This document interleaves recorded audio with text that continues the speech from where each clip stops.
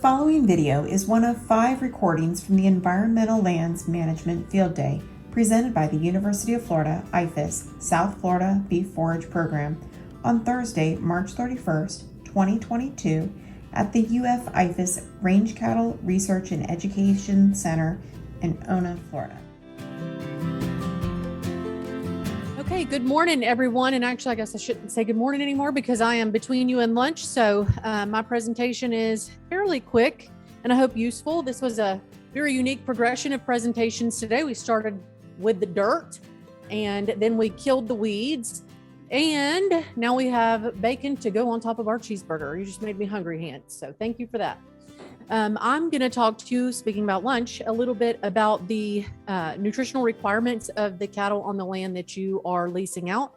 One of the deciding factors in coming up with this program was the amount of calls that Extension gets or UF gets from entities, government agencies, people that have land for lease. And the main question is, how many cows will my land hold? Or that agency is responsible for developing a stocking rate for the rancher that is on the place, but they're not sure exactly how to do that. And so that's why we continue to have something about grazing in here and certainly something about meeting the nutritional requirements of the cattle based on that stocking rate. And first and foremost, the land must be managed to feed the cattle. Because ranchers are first grass farmers with a byproduct of calves. So make sure that in your decisions and in your procedures and policies that you create for the rancher, that they are enabling them to do just that and farm that grass. I don't know how to go to the next slide. Oh, I just didn't click it hard enough. So what is the importance of the body condition of the cattle to you as an environmental land manager? Your land is likely government owned and you probably have a lot of eyes on you. And so you're trying to limit the exposure of, or the complaints of people driving by and complaining about thin cattle, dead cattle, hairy cattle. People complain about the most random of things. Why are they that color? I know that you have a lot of eyes on you. And so you have to have some rules in place, and we understand that and why that's important to you. Body condition will allow you to evaluate your stocking rate guidelines. So some of these entities, some of these agencies have predetermined stocking rates or carrying capacities on these properties, and sometimes it's too low. Sometimes the people put the cattle on there, and sometimes these lands don't allow weed management at all, and the cattle can't keep up with the biomass. So it's very detrimental if the stocking rate is not correct. So if you did have in place a policy where you could change your stocking rate, do that based on the body condition of the cattle after they've been on your land.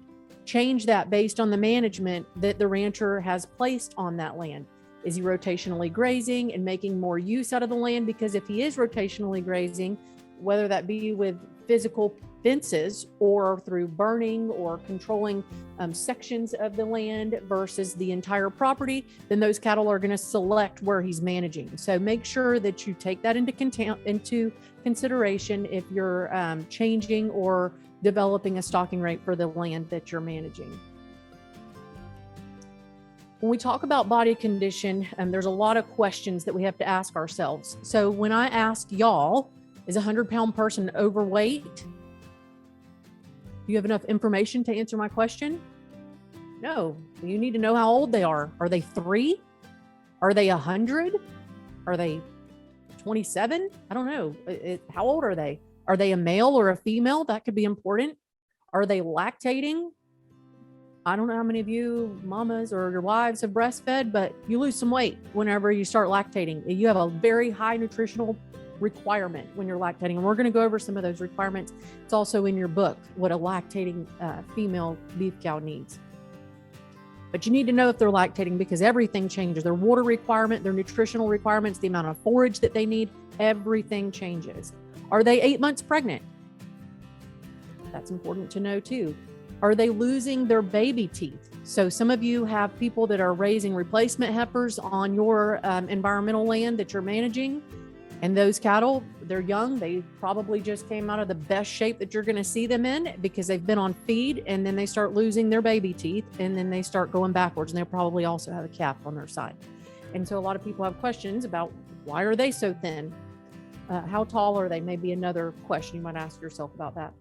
Consider those parameters for cattle, including weather conditions when you're considering body condition. And so there's not a lot that we can do to help you when you're evaluating how much or what your stocking rate is on that land that you're managing, but we can offer you this tool to evaluate the body condition of the cattle on the place, whether that be you're changing that stocking rate or what you're doing with your land management. This is a good tool for you to use. Some places to look to evaluate the body condition would be certainly the back, where the spinous processes are going to be projected and very visible. If she's super thin, your tail head, again, very tall, very raised, and very prevalent. If you think of a thin person, you can see some of these same indicators, the pins, the hooks, the hip bones. Look at those areas. How many ribs are present or visible to your eye? It's okay if you can see a rib or two. That's not indicative of a cow in bad shape. And I'm going to show you some that still show the ribs but are actually in ideal condition, and also look at the brisket in the chest. So this is one when you start getting concerned about why is she in this bad a shape. This is body condition score 2. This system goes all the way up to a body condition score of 9, being obese. Very seldom we'll see one of them. She's typically unproductive, won't breed and won't lactate, so she gets to go between 2 buns. So this cow in a body condition score 2, she clearly lacks any fat deposits. She's not going to be productive to that rancher. If the whole herd looks this way, there's probably a problem. If you have 1 or 2 or a handful of them that looks this way, there may be some aging cattle in this herd. There may be some very isolated problems in this herd where her nutritional requirements are not being met. Some older cattle start to lose their teeth, and they're not able to graze. They're not able to digest their food as well as they once did. Same thing as geriatric humans. So the expected pregnancy rates of a body condition score 2 cow is less than 30%. If the entire herd was in this condition, the rancher makes no money. There is no reason for a rancher to maintain his herd in this way, and there's no problem with cattle getting in this shape if they're taking steps to get them out of there soon, because like I said, when they age, that sometimes does happen. Body condition score 3, now we're at expected pregnancy rates of 50%. This sometimes cattle will achieve this body condition score after calving and during lactation, especially during peak lactation. We typically have a 90-day breeding season, so a 90-day calving season, and that typically happens during the fall. Some people have different times of the year that they calve, but to avoid seasonal flooding and mosquitoes and heat and all the things, we calve during the fall. So sometimes about this time of the year through March, April, you might see some cows in this body condition score. What might she be doing right now? She's probably lactating if she was successful at getting bred. And what else is going on underneath her feet at this time of the year? Very little rainfall. Shorter grass. She doesn't have as much to consume. And if there's not anything being supplemented, she's living off the land and feeding a calf. So she may drop a body condition score or 2 after calving. Body condition score of 4. Typically, this is what cattle look like right after they calve. We're now up to pregnancy rates of 50 to 75%. You can see where the fat deposits start to happen on these cattle as we go up in body condition score. And the ideal body condition score that IFAS recommends that ranchers calve at is a body condition score of 5. And you can see that there still is the last rib, and sometimes even the second to last rib is still visible. Maybe it's not as cushioned as the next body condition score. You certainly can't see any spinous processes across the back. This is the happy medium of where we want to see the cattle. And the reason why is if we get them too fat or too large, now we have too large of a cow to maintain, right? The larger the animal, the more feed that they need to maintain that body weight. So if we keep them here, We have a happy medium of input costs, whether that be with grass or supplemental feed. And also they're fat enough to get bred. Body condition score of 6. This is typically younger cattle that get to be this fat. Heifers that are on feed typically have a body condition score of 6 or higher because, again, they're on feed and they're not lactating and haven't had a chance to yet. Expected pregnancy rates for this condition score would be 90% or higher, which seems very lucrative. Body condition score of 7. Now we're starting to get into some problems. You see that cow will still get bred. We sometimes will have heifers that'll get put on that much condition when they're on feed. But if the mature cow herd is this heavy, then they start to have calving problems, and you're not going to have a successful calf crop unless you're out there 24/7. Also, something that we've noticed whenever body condition scores reach 6, 7, sometimes you witness a lot more twinning. We recently did some calf loss studies a couple years ago, and one of the herds that we worked with was fed a molasses supplement 365 days out of the year round. They were fed.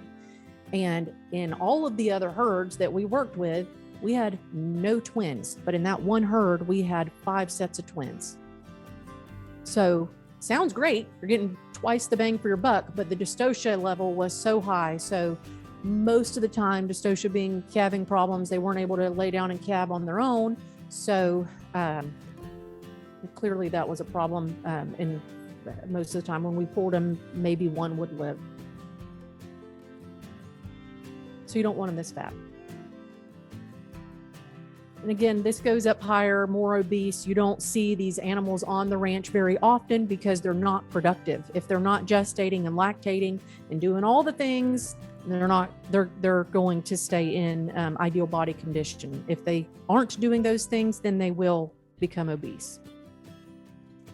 So we talked about the importance of body condition to environmental land managers. What is the importance of that body condition to the ranchers? We went over some of the pregnancy rates or average pregnancy rates for some of those body condition scores. Thin cattle will not breed. They will not cycle. It's the same in humans. If they're too thin, their entire well-being and everything that they consume just goes to survival, and it certainly isn't going to go to the estrus cycle. Another detriment to being incredibly thin would be that they wouldn't produce enough milk to wean a heavy calf, which means less money for that rancher at a market. So it is not productive for him to keep them in that condition. And there are typically a result of poor management, such as overstocking. Again, that's what we started this presentation with. If you are overstocked, you will have a herd average lower body condition score. If you're stocked properly, you can maintain that body condition score of 5 or higher throughout the year. And here's some information. This part isn't in your book. The rest of it will be in your book. I just wanted to make sure that you understand that body condition score is directly related to the percentage of cows that are cycling and hopefully that get pregnant. Body condition score being on the bottom of less than 4 all the way up to 5.5. And as we increase body condition, we increase pregnancy rates. So this presentation is about their nutritional requirements. And most times these presentations just focus on how much feed and how much grass and how much supplement they need. And we don't talk about the water enough. And I actually just added this to my presentation yesterday because I'm working with a rancher with Sherry Trent in here. She was here, the agent for the Seminole tribe. And so they're losing a lot of cattle. Their ponds are in a very unique condition. They're shallow right now. We're in a drought and the water has blue-green algae in it. So does that mean that's what's killing the cows? We don't know. We're trying to examine that now. But if this is the only water source that your ranchers have on the place, this could be a problem for them and potentially for you because of what other people are going to see on the side of the road.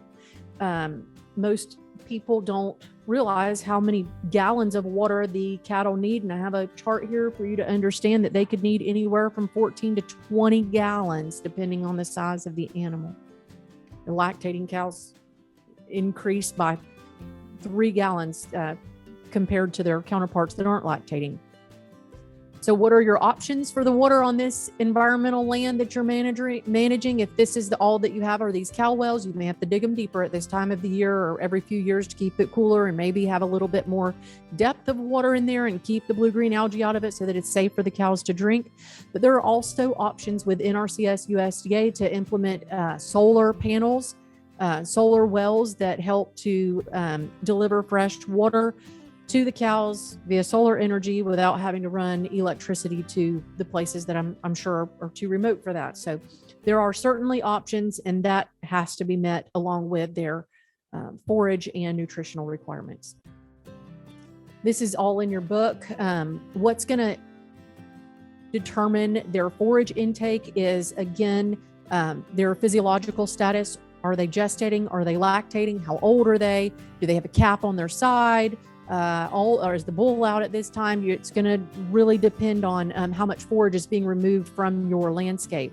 A controlled breeding season will certainly help to manage the forage year round. If you know exactly when those calves are going to be born, you know exactly what physiological status your cows are in at all times of the year. And so you can manage your forage accordingly. With rotational grazing, you can certainly increase your stocking rate and increase the amount of cows that you can carry on that piece of ground. And with rotational grazing, increase the quality of the forage, right? Because they're always on fresh forage. Always on fresh forage, you preserve the quality of your pasture by letting the pasture behind them rest and provide fresh forage for the next group. Improved pasture alone is enough to meet the needs of the cattle most of the time, especially during late lactation and through calving. Once they calve and they start lactating, they have a whole different need for nutrition and for water. But for the most part, as long as they are able to manage their land to graze those cattle and they're able to manage it as grass farmers with beef calves as the byproduct, they should be able to meet their cows' nutrient requirements on the pasture alone. Most of the time. Did they have 4 freezes? Did they have too long of a drought? There's going to be things that everyone has to take into consideration, but very, very limited times of the year do they have to bring in supplements such as hay or molasses, for example. When might you see body condition dropping? Does it mean that the rancher is not meeting their nutritional requirements? Not always. Body condition can drop after calving, like I showed you on some of the drawings in the previous slides. Their body condition will likely drop from calving through peak lactation. You can fix that or prevent it with supplementing, rotational grazing, plant annual forages, and fertilize. I understand that some of these environmental lands, the environmental land managers won't allow fertilization. Rotational grazing does help to distribute the manure more evenly and help with fertilization, but those ranchers are also removing pounds of beef, truckloads at a time every single summer, and they're removing nitrogen, phosphorus, and potassium in every single animal that has harvested those materials from that ground. And so I certainly agree with fertilizing based on a soil analysis to replace what you're removing. Another opportunity for if you're in a situation when we go through a severe drought after a lot of freezes and you're noticing some body condition scores drop severely and supplementing is not in anyone's budget, maybe you early wean some calves and get them off before they traditionally would, so that the cows can have a different nutritional requirement and be on a different plane of nutrition, right? Because they're not lactating anymore and they don't need as much. What kind of supplements might you see coming into some of these environmental lands? Ranchers are very good recyclers and they use a lot of different products to meet their cows' nutritional requirements or supplement the forage that's underneath their feet. This is not a list of all the supplements that ranchers feed. This is just a list of some that you may see on some of your properties and some that I think are very unique to our area. Liquid molasses, which is going to come in a tank, or some people just bring it in depending on how big the operation is in the back of their truck. But for the most part, they have tubs in the pasture. The liquid is dispensed in the tanks or the tubs.